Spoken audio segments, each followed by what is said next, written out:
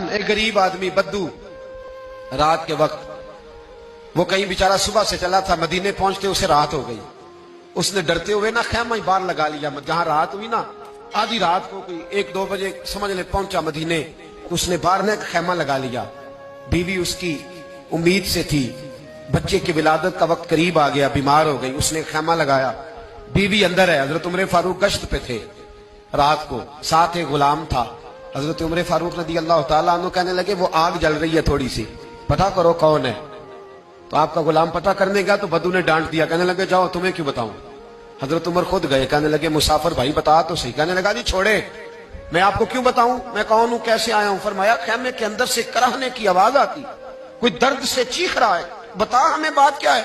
کہنے لگا جی میں فلاں بستی فلاں علاقے کا ایک غریب ہوں، امیر المومنین عمر فاروق سے ملنے آیا ہوں، اور رات ہو گئی ہے تو یہاں خیمہ لگایا ہے، صبح میں ان سے مل کے چلا جاؤں گا.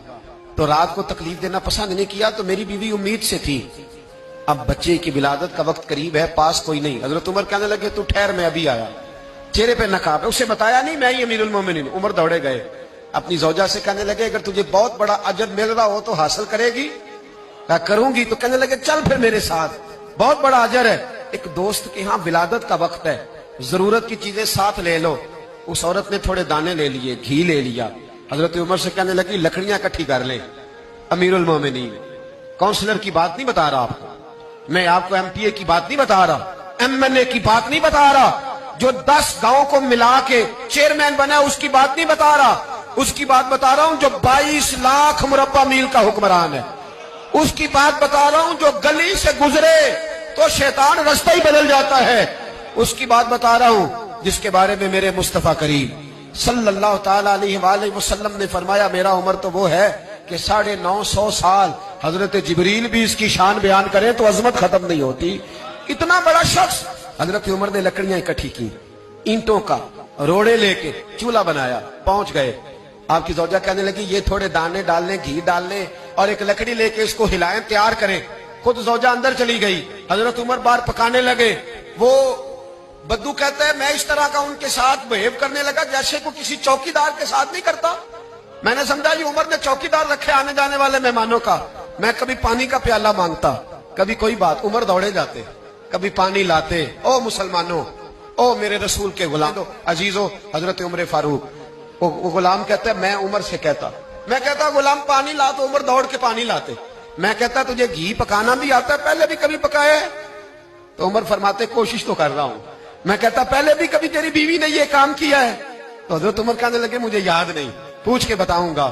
کہتے ہیں کیا رنگ تھا، کیا انداز تھا، کیا مصطفیٰ کی تربیت تھی، کیا انداز حضور نے سکھائے غلاموں کو. یہ کس طرح کا امیر ہے کہ یہ ہنڈیاں پکا رہا ہے، پھونکے مار رہا ہے ایک غریب کے لیے، دیہاتی کے لیے جسے جانتے بھی نہیں.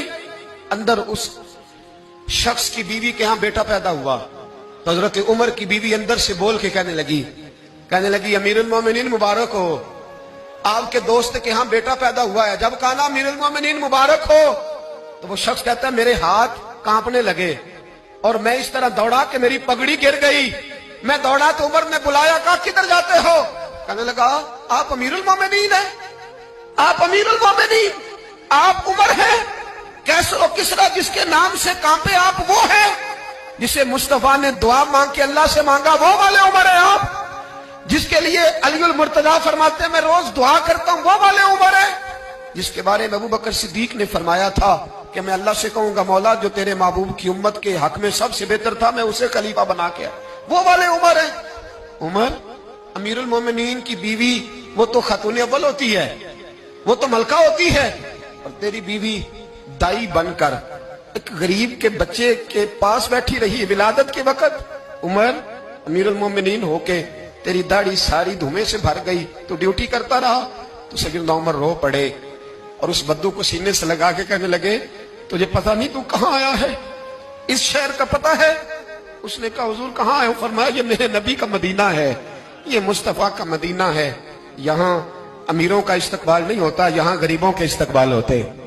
یہاں حضور نے اس اسٹیٹ پہ میرے رسول پاک نے وہ والا رنگ دیا ہے کہ اب غریب سر اٹھا کے جینے لگے ہیں، اب مزدوروں کو عزتیں ملنے لگی ہیں، اب یتیموں نے سر اٹھا لیا ہے.